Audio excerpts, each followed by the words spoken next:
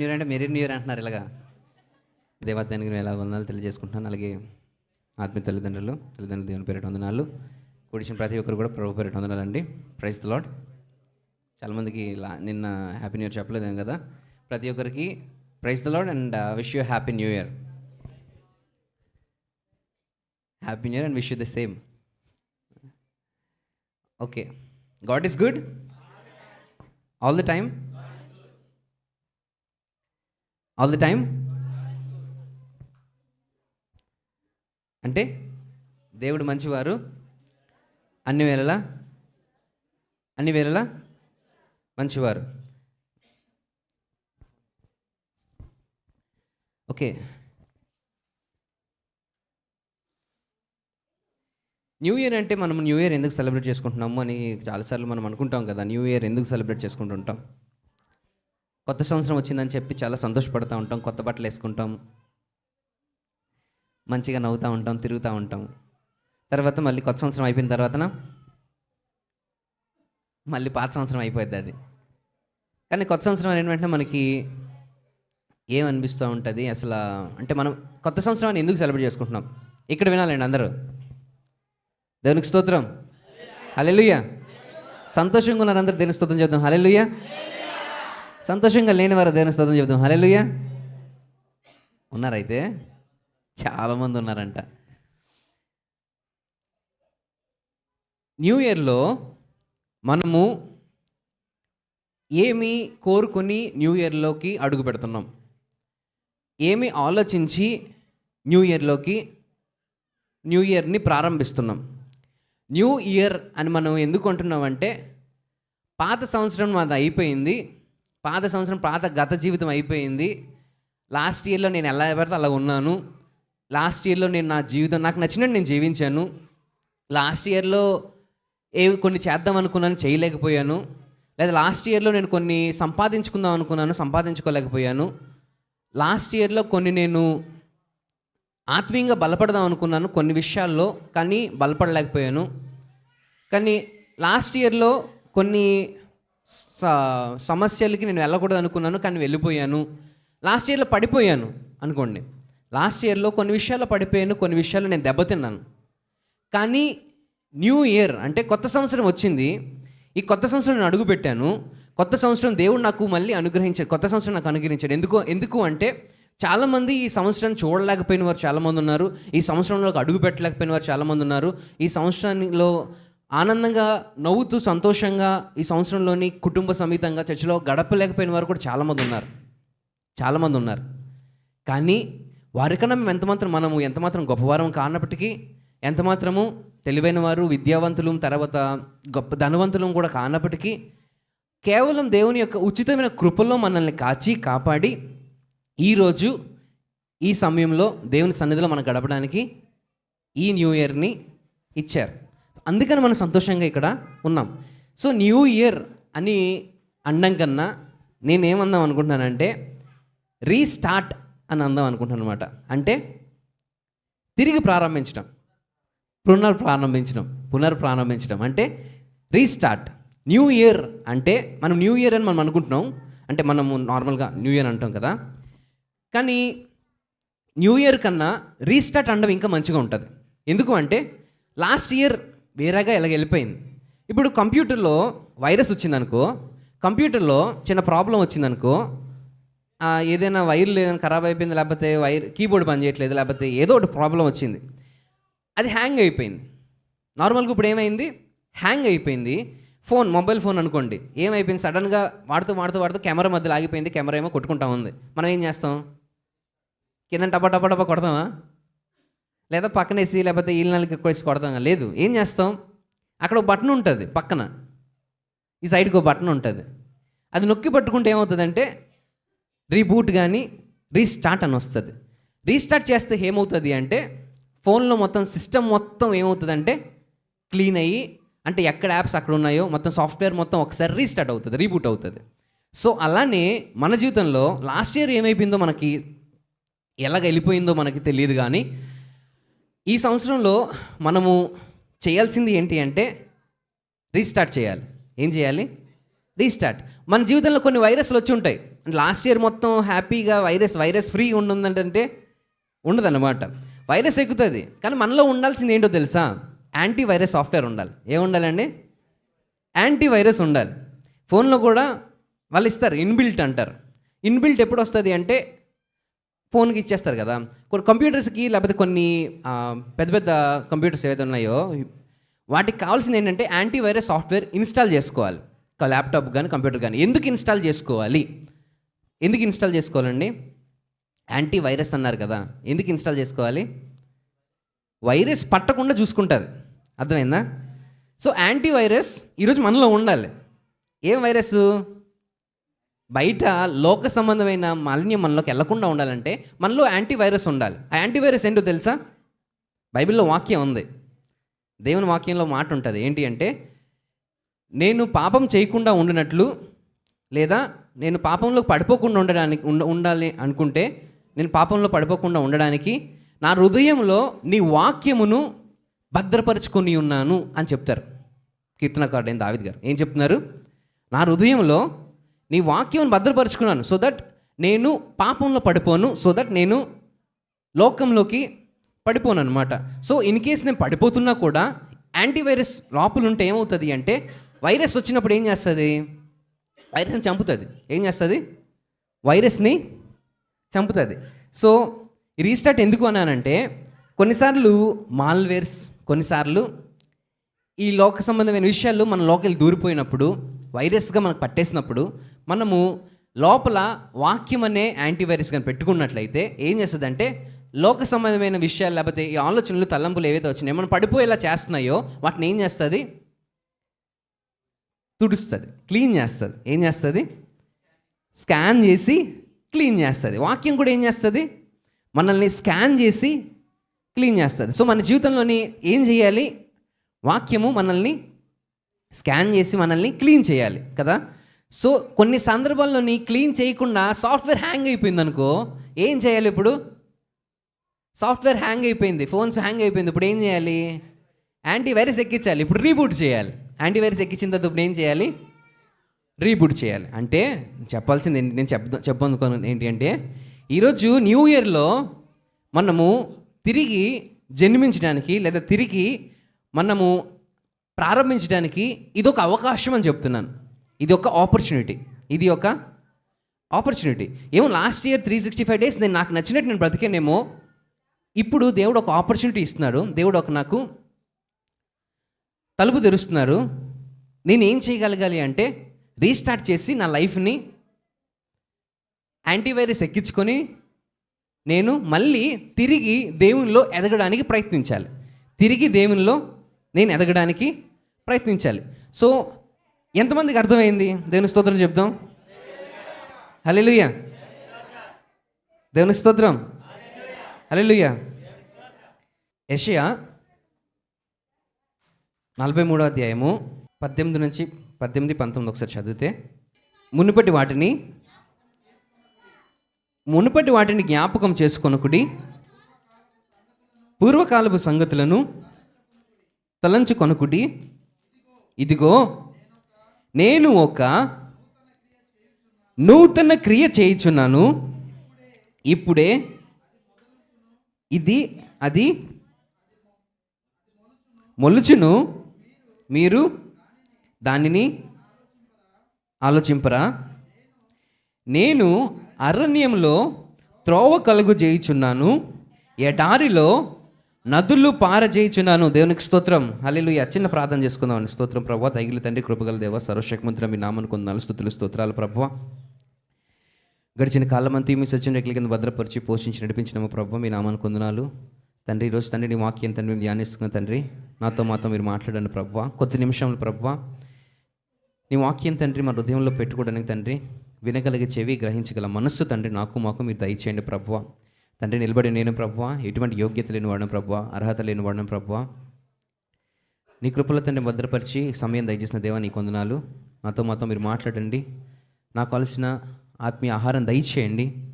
మాతో మాట్లాడండి. నూతన సంవత్సరంలో ఎలా అడుగు పెట్టాలో, నూతన సంవత్సరంలో తండ్రి మేము ఏం చేయాలో ఒకసారి మాకు నేర్పించండి ప్రభువా. మీరు తొడుగు నడిపించమని యేసుక్రీస్తు పరిశుద్ధ వారి నామమున నడిబెట్టుకుంటున్నాం తండ్రి. ఆమేన్. ఇక్కడ చదువుకున్న వాక్యంలో 2 విషయాలు కనబడుతున్నాయి. ఒకటి మునుపటి వాటి గురించి, తర్వాత జరగబోతున్న విషయాల గురించి. సో మునుపటి వాటి గురించి అంటే లాస్ట్ ఇయర్, జరగబోతున్న వాటి గురించి అంటే న్యూ ఇయర్. సో లాస్ట్ ఇయర్లో ఏవైతే జరిగినాయో, ఏదైతే బాధలు పడ్డామో, లేకపోతే ఏవైతే పడిపోయామో అవి జ్ఞాపకము చేసుకోవద్దు. దాని గురించి మీరు చింతించొద్దు.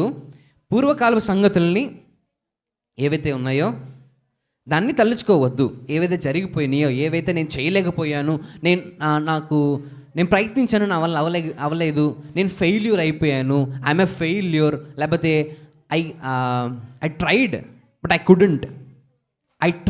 ఐ కుడెంట్ అనే ఫేజ్లో ఉన్నామేమో. నేను ప్రయత్నించాను, స్పిరిచువల్గా ఆత్మీయంగా బలపడదాం అనుకున్నాను, ఉండలేకపోయాను అన్న స్థితిలో ఉన్నామేమో. దేవుడు చెప్తున్న మాట ఏంటంటే అది జ్ఞాపకము చేసుకోవద్దు. ఇదిగో నేను ఒక నూతన క్రియ చేయుచున్నాను.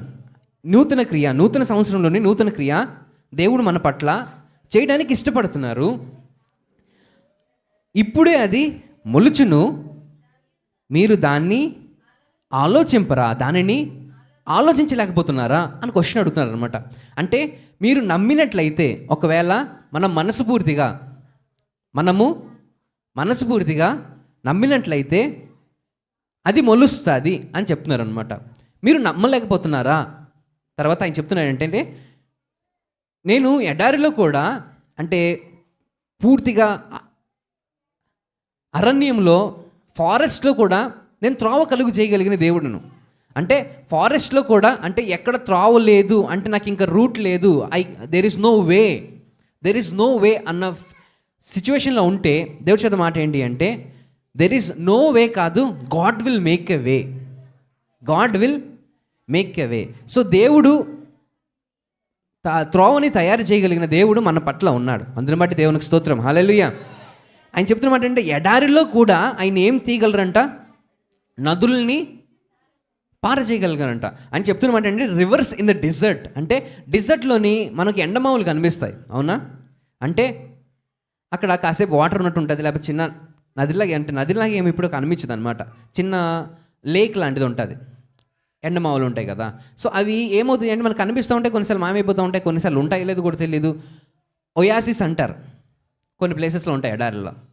కానీ దేవుడు చెప్పిన మాట ఏంటంటే, ఒయాసిస్ అంటే ఆ టైంకి కొంచెం ఎండ ఎక్కువ అయితే ఎండిపోతాయి. కానీ నదులు ఏమవుతాయి అంటే ఆ టైంలోనే, ఎక్కడ ఎడారిలో కూడా నేను నదులు పారచేయగలను అని చెప్పి దేవుడు చెప్తున్నమాట. అంటే మనకి అలాంటి సిచ్యువేషన్ అంటే, ఇప్పుడు చెడు, బిటర్నెస్, చేదు అనుభవాలను కూడా తీపిగా మార్చగలిగిన దేవుడు మన పట్ల ఉన్నారు.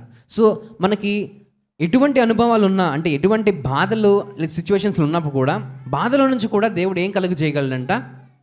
సంతోషాన్ని మనకి ఇవ్వగలడు. ఆయన చెప్తున్న మాట ఏంటంటే, ఎడారి ఉండదు అని చెప్పట్లేదు. ఎడారి ఉండదు అని కాదు, ఎడారి ఉంటుంది.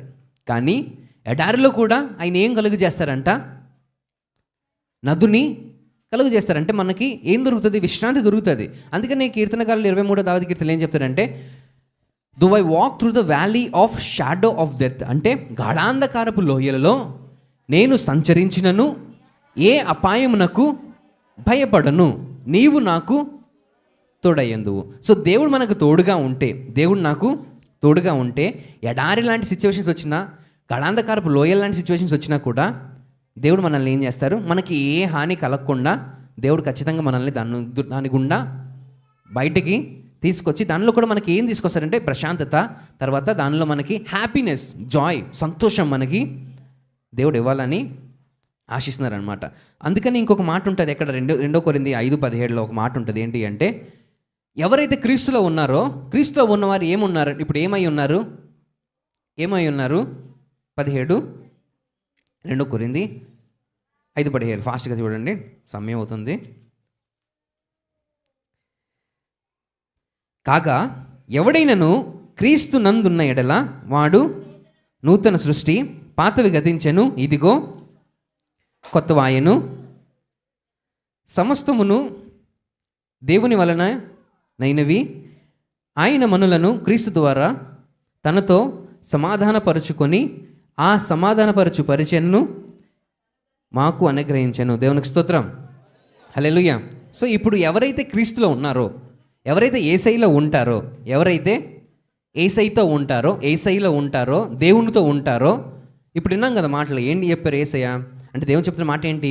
ఎవరైతే ఇప్పుడు ఆయన చేయగలరని సమర్థుడని నమ్ముతున్నారో వారు జీవితాలు ఎలాంటి జీవితాలైనా, అరణ్యాలు లాంటి జీవితాలైనా దానిలో త్రోవని దేవుడు కలిగిస్తారు కదా.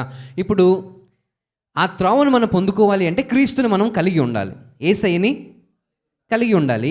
యేసయ్య మనతో ఉంటే వారు ఏమవుతారంటే నూతన సృష్టి, అంటే న్యూ క్రియేషన్. ఇప్పుడు మనము న్యూ ఇయర్లోకి అడుగు పెడుతున్నప్పుడు న్యూ క్రియేషన్గా ఉన్నాం కదా. అప్పుడు న్యూ ఇయర్లోకి అడుగు పెడుతున్నప్పుడు నూతన సృష్టి. ఇప్పుడు మనం ఏం చేయాలంటే రీస్టార్ట్ చేయాలి. ఏం రీస్టార్ట్ చేయాలి అంటే మనము ఏదైతే ఆగిపోయామో, ఎక్కడైతే స్టాప్ అయిపోయామో, ఎక్కడైతే నిలిచిపోయామో, ఎక్కడైతే ముందుకు కదలలేకపోయామో, ఎక్కడైతే మనము ఇంకొక అడుగు ముందుకు వేద్దామని అనుకుంటున్నా కూడా పడిపోయామో ఆ ప్లేస్లో మనం ఏమవ్వాలి అంటే నిలబడాలి. ఇప్పుడు ఏమవ్వాలి?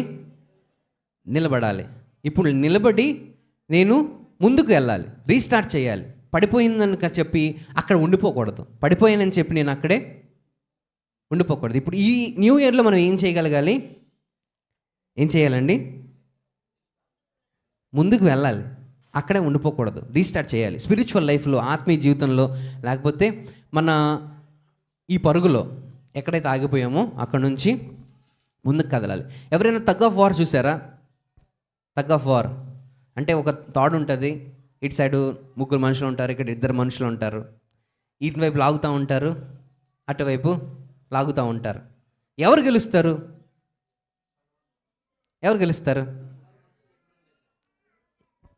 ఎవరు ఎక్కువ మంది ఉన్నారో వాళ్ళే గెలుస్తారు. అవునా? ఎవరు గెలుస్తారు?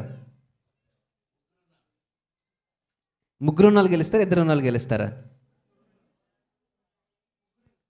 చెప్పండి. నేను పెద్ద క్వశ్చన్ ఏం వేయలేదు. ఒకవేళ మీకు అక్కడ ఇమేజ్ చూపిద్దాం అనుకున్నాను టగ్ ఆఫ్ వార్ అనేసి.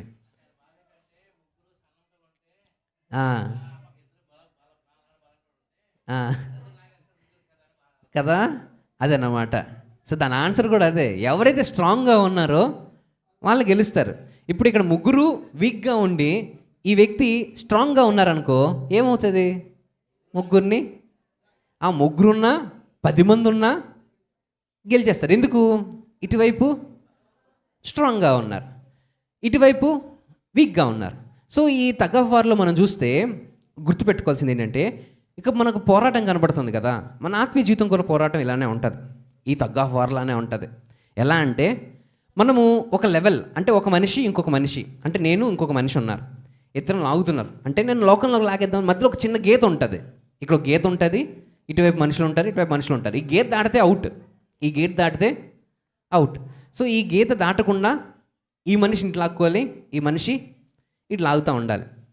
ఈ గీత ఏముందంటే అటువైపు వెళ్ళిన వెంటనే ఏమవుతారు? ఏం చేస్తారు? అవుట్, ఫెయిల్ అంటారు. అవునా? ఈ మనిషి ఎవరైతే ఉన్నారో లాగుతున్నప్పుడు అటువైపు వీక్గా ఉంటే ఓడిపోతాడు కదా. అలానే మన ఆత్మీయ జీవితంలో కూడా మనకు వచ్చే సమస్యలు కానీ, లేకపోతే మనకు వచ్చే టెంప్టేషన్, లేకపోతే మనకు వచ్చే ఆలోచనలు కానీ, లోకం మనల్ని లాగుతున్నప్పుడు మనం ఒక్కలమే ఫైట్ చేస్తున్నాం అనుకోండి, మనం వీక్, ఆత్మీయంగా మనము బలంగా లేము. కానీ మనం ప్రయత్నిస్తున్నాం కానీ గెలవలేకపోతున్నాం. ఎందుకు అంటే అటువైపు ఫోర్స్ అనేది చాలా గట్టిగా ఉంది, బలంగా ఉంది. సో ఇప్పుడు మనం రీస్టార్ట్ చేసి ఏం చేయాలి అంటే ఆత్మీయంగా మనం ఏమవ్వాలి? బలపడాలి. అప్పుడు మనం ఏం చేస్తామంటే, అప్పుడు మనం ఒక్కలమే ఉండం, అక్కడ మనతో పాటు ఎవరు ఉంటారు? యేసే ఉంటారు. సో మనం తాడు పట్టుకొని లాగడానికి అక్కడ ఇంకొకరు ఎవరు నుంచొని ఉంటారు? దేవుడు నుంచొని ఉంటారు. సో మనకి ఇప్పుడు ఒక మనిషి ఉన్నాడు, లాగుతున్నారు, ఇప్పుడు నాకు బలం లేదు, ఇప్పుడు నేను ఎవరిని అడగాలి? బలము దేవుణ్ణి అడగాలి. యేసే నువ్వు నాకు కొంచెం హెల్ప్ చేయి ప్రభువా, నేను ఒక్కడే దీన్ని సాధించలేను, నేను ఒక్కడే దీన్ని ఫైట్ చేయలేను, నేను ఒక్కడే దీన్ని జరించలేను, నేను ఒక్కడే దీన్ని గెలవలేను, ఇప్పుడు నాకు నువ్వు ఏమివ్వు?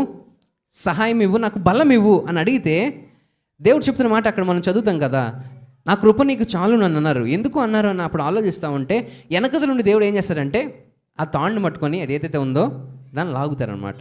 సో మనము లాగినప్పుడు మనకేం వస్తుంది? ఇప్పుడు ఆ వ్యక్తి ఎవరైతే ఉన్నారో లోపలికి వచ్చేస్తారో మనకేం వస్తుంది? విజయం వస్తుంది. ఏమొస్తుంది?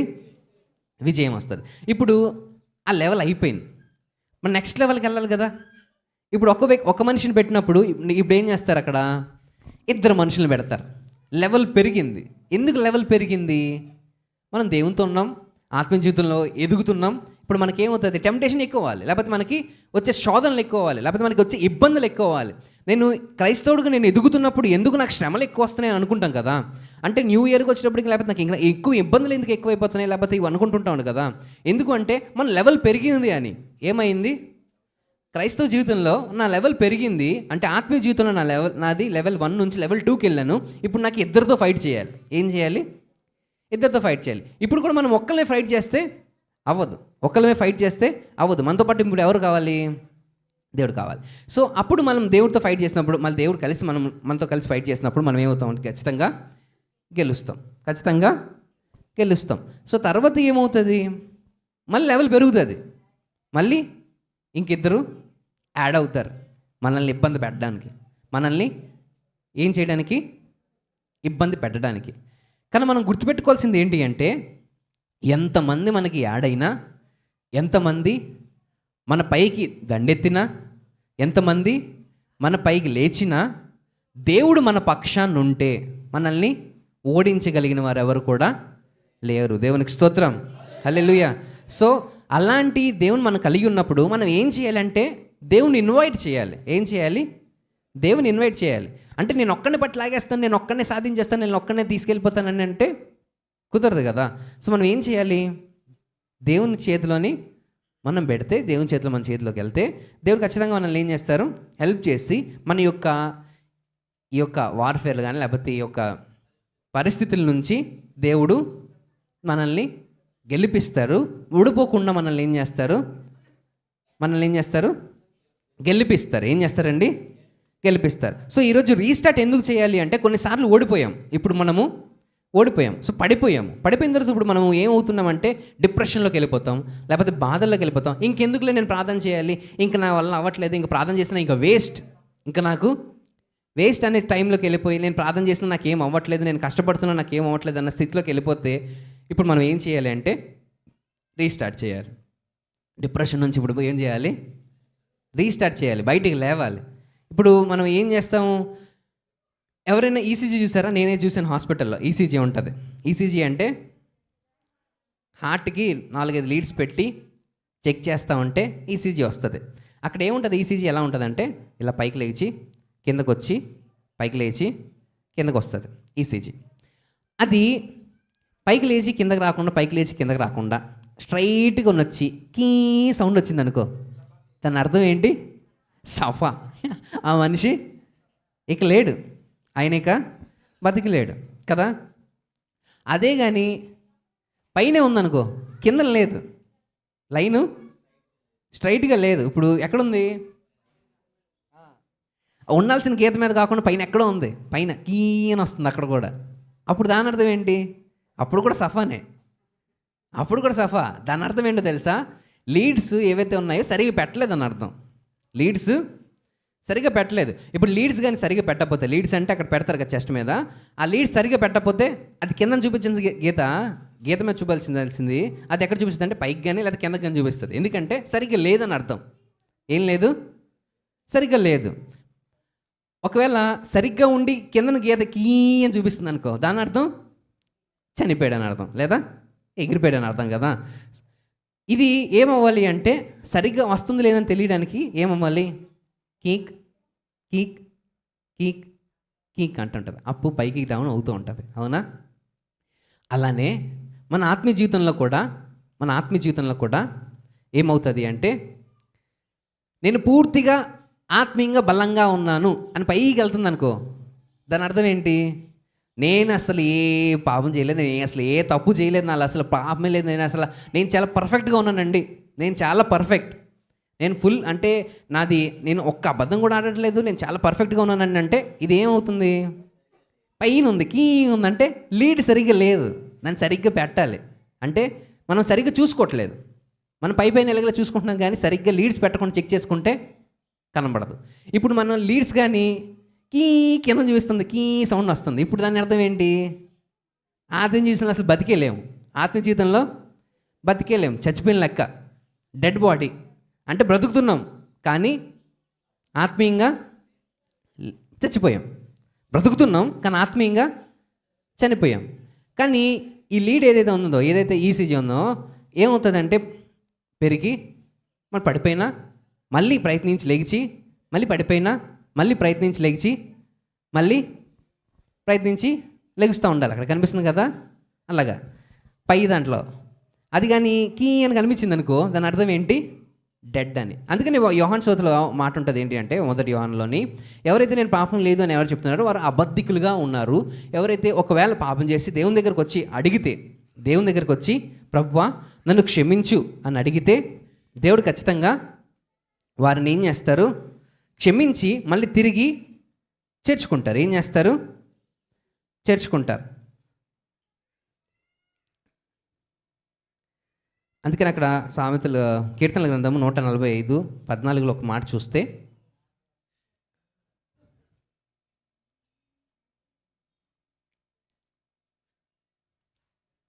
145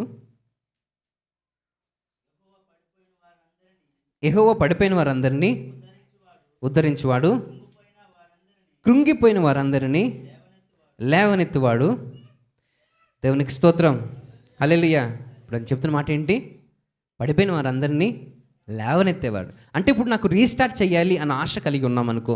ఈరోజు న్యూ ఇయర్లో నేను రీస్టార్ట్ చేద్దాం అనుకుంటున్నాను. నేను ఆత్మీయంగా కీ స్టేజ్లో ఉన్నాను, లేకపోతే ఆత్మీయంగా పైన గీత పైన వస్తున్న స్టేజ్లో ఉన్నానేమో, లేకపోతే ఆత్మీయంగా నేను పడిపోయానేమో. మనం ఏం చేయాలి? ఏం చేయగలగాలి?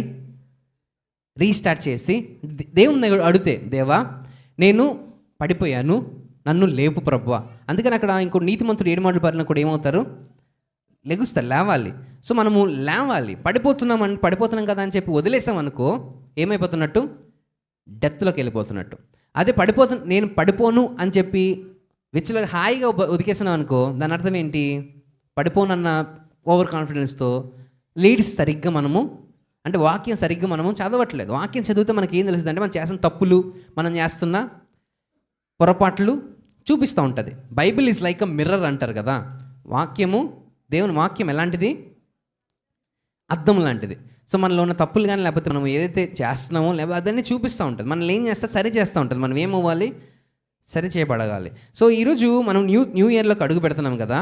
అక్కడ న్యూ ఇయర్లో మనము గుర్తుపెట్టుకోవాల్సింది ఏంటంటే, ఈ లోక సంబంధమైన విషయాలకి మనం జోక్యం ఇవ్వకుండా, రోమీయులకు రాసిన పత్రిక 12:2 ఒక మాట ఉంటుంది, చదివి మనం ముగించుకుందాం. ఏముంటుందంటే, ఈ లోక మాలిన్యాలకి మనము ఏమివ్వకుండా, మనస్సు ఇవ్వకుండా ఏం చేయాలి అంటే, and be not conform to the world but be ye transformed by renewing your mind that ye may prove what is good and acceptable and perfect will of God. ఈ లోక మర్యాదలను అనుసరింపక ఉత్తమమును అనుకూలమును సంపూర్ణమునయున్న దేవుని చిత్తమేదో పరీక్షించి తెలుసుకున్నట్లు మీ మనస్సు మారి నూతన మగుట వలన రూపాంతరము పొందుడి. దేవునికి స్తోత్రం, హల్లెలూయా. ఈరోజు మనం ఏమవ్వాలి? రీస్టార్ట్ చేయాలి అంటే అర్థం ఏంటి అంటే, మన మనస్సు మారాలి, మనం రూపాంతరం అవ్వాలి. ఏమవ్వాలి? రూపాంతరం అవ్వాలంటే, మన రూపాంతరం అంటే ఏంటి? మనసు మారితే రూపాంతరం అంటే ఏంటి? మన శరీరము కూడా మారాలి. అంటే మన ఆలోచనలు మారాలి, మన నడవడి మారాలి, మన క్యారెక్టర్ అనేది ఏదైతే ఉందో బిల్డప్ చేస్తున్నాం కదా, ఇది మారాలి. అంటే మన నడవడి మారాలి, మన హ్యాబిట్స్ మారాలి, లేకపోతే మన యొక్క ఆలోచనలు, మనము మాట్లాడే విధానం మారాలి, మనం వినే విధానం మారాలి, మనం చేసే పనుల విధానము మారాలి. అది రూపాంతరం మనము పరచబడాలి అంటే ఏమవ్వాలి? ఇప్పుడు మనస్సు మారాలి. ఏం మారాలి? క్రీస్తులో మన మనస్సు మార్చుకోవాలి. ఈరోజు మనసు మార్చుకోవడానికి, రీస్టార్ట్ చేయడానికి మనకి ఏమొచ్చింది? ఒక ఆపర్చునిటీ న్యూ ఇయర్లో మనకి దొరుకుతుంది. ఇప్పుడు మనకి వాగ్దానాలు మనం తీసుకుంటాం కదా. తీసుకున్న వెంటనే మనకి ఏం కనబడుతుంది అంటే, వాగ్దానం తీసుకొని ఇక్కడ వాగ్దానం మనం పట్టుకొని చదువుకొని నిబ్బరం కలిగి ధైర్యముగా ఉండుము, ఈ దేశమును నిశ్చయముగా నీవు నీ ప్రజల స్వాధీనము చేసేదవు అని ఉంది. చదివిన వెంటనే మనకి ఏమనిపిస్తుంది? ఫుల్ పవర్ వచ్చేస్తుంది. ఏంటి? దేవుడు నాకు చేసేస్తాడని కదా. కానీ మర్చిపోతాం ఏంటో తెలుసా? దీనిపైన ఉన్న వాక్యం ఏంటో గుర్తుపెట్టుకోం, దాని కింద ఉన్న వాక్యం మనము గుర్తుపెట్టుకోం. మనం ఏం చేస్తామంటే, వాగ్దానము దేవుడు ఇచ్చారు, ఈ వాగ్దానం నెరవేరాలంటే దీనిపైన ఇంకొక వాక్యం ఉంటుంది. ఈ వాక్యం దీనిపైన ఇంకొక వాక్యం ఉంటుంది, అవునా? అక్కడ the sun shall not strike the, అక్కడ ఏముంటుంది? ఉదయంలోని పగలు ఎండ దెబ్బ తగలకుండా, రాత్రి వెన్నె దెబ్బ తగలకుండా దేవుడు నిన్ను కాపాడతారని ఉంటుంది కదా. సో ఇది నాకు వచ్చిందని చెప్పి నేను హ్యాపీగా ఫీల్ అవ్వకుండా, మనం అంటే దానిపైన ఉండదు ఏంటంటే, నేను కొండల తోటి కొండలు ఎత్తుచున్నాను, నాకు సహాయం ఎక్కడి నుంచి వస్తుంది అంటే, అక్కడ చూడాల్సింది ఏంటంటే, దేవుణ్ణి మనం ఎప్పుడైతే వెతుకుతామో దేవుడు ఖచ్చితంగా మనల్ని కాపాడతారు. సో మనం వాగ్దానం తీసుకున్నప్పుడు ఈ వాగ్దానం పట్టుకొని మనం ఏం చేయాలంటే ప్రార్థన చేయాలి. ఏం చేయాలి? ప్రార్థన చేయాలి. సో నా మనస్సు మారాలి, నేను రూపాంతరం అవ్వాలి. కానీ వాగ్దానం బైబిల్లో పెట్టుకుంటే వాగ్దానము నెరవేర్చబడదు. ఏమవ్వదు? నెరవేర్చబడదు. వాగ్దానం తీసుకుంటే ఈ వాగ్దానం నెరవేర్చబడుతుంది. ఎప్పుడు? ఈ వాగ్దానాన్ని పట్టుకొని నేను ప్రార్థన చేసినప్పుడు, ఈ వాగ్దానాన్ని పట్టుకొని నేను దేవుణ్ణి అడిగినప్పుడు. సో మనం ఏం చేయాలంటే, అక్కడ కింద చదువుకుంటే అక్కడ సరిగ్గా ప్రేమించాలి. తర్వాత ఏదైతే చెడుతనాన్ని అసహించుకోవాలి. 10వ వచనంలో ఉంటుంది ఏంటి అంటే, మనము ఏదైతే దేవునికి ఇష్టమో దాన్ని హత్తుకోవాలి. తర్వాత ఒకసారి అక్కడికి 12వ వచనం ఒకసారి చదువుకొని మనం ముగించుకుందాం. నిరీక్షణ గలవారై సంతోషించుచు, శ్రమయందు ఓర్పు గలవారై, ప్రార్థనయందు పట్టుదల గలవారై కలిగి ఉండేది. దేవునికి స్తోత్రం, హల్లెలూయా. సో ఇక్కడ చెప్పిన మాట ఏంటి అంటే, విన్న మాట ఏంటి అంటే, మనము రిజాయిసింగ్ ఇన్ హోప్ అంటే నిరీక్షణలో సంతోషం కలిగి, తర్వాత ఇంకొకటి ఏం చదువుకున్నాం? ఏం చదివారండి? అంటే అక్కడ చదువుతున్నారు, మనం బైబిల్ తీసి చదవట్లేదా? ఏముందిలే మాకు అనవసరం, మనం ఈ కొత్త సంవత్సరం రాని, పాత సంవత్సరం వెళ్ళిపోని, సంవత్సరాలు రాని, నేను మాత్రం బైబిల్ ఓపెన్ చేయనండి. మీరు ఎంత చెప్పండి, ఇలా మీరు ఎంత మాట్లాడండి, మీరు నాకు మైకిల్ సౌండ్ పెట్టి ఫుల్గా నా చెవులోకి ఇనిపెట్టేటట్టు మైకిల్ ఇసిరి కొట్టేసినా కూడా నేను మాత్రం బైబిల్ తెప్పనన్నట్టు అక్కడే వేసి వస్తున్నారేంటి? మన బైబిల్ లేవా? ఉన్నాయి కదా, బైబిల్ ఓపెన్ చేయరా? బైబిల్ ఎంత మంచిగా అంటే ఎంత చిరుగుతుందో, అంటే బైబిల్ ఎంత నీట్గా, దానిలో ఎంతగా మనం చదువుతామో అంతగా మన జీవితం ఏమవుతుంది? మార్చబడుతుంది. మనం బైబిల్ చదవకుండా పక్కన వాళ్ళు చెప్తున్నారు కదా, వాళ్ళు చదువుకుంటున్నారు కదా, వీళ్ళు చదువుకుంటున్నారు కదా, మనం చదవాల్సిన అవసరం లేదు, పక్కన వాళ్ళతో మాట్లాడుకుంటే సరిపోద్ది అంటే కాదు. మనం ఏమవ్వాలి? రూపాంతరపరచబడాలంటే ఏం చేయాలి? రీస్టార్ట్ చేయాలి. రీస్టార్ట్ ఈరోజు ఫస్ట్ డే నుంచి మనం కరెక్ట్గా చేస్తే దేవుడు ఖచ్చితంగా మన జీవితాల్లో గొప్ప గొప్ప కార్యాలు, ఎడారిలో కూడా నీరుని తీసుకొచ్చే సిచ్యువేషన్స్ మనకి ఏర్పరుస్తారు. అరణ్యంలో కూడా త్రోవని దేవుడు కలుగజేసే స్టేజ్కి మనం వెళ్తాం. ఎప్పుడు అంటే మన మనసు మార్చుకొని ఏమవుతే నూతనగా రూపాంతరపరచబడితే, రీస్టార్ట్ చేయగలిగితే. ఈ చిన్న మాటలు దేవుడు దీవించి ఆశీర్వదించిన గాక. ఆమేన్.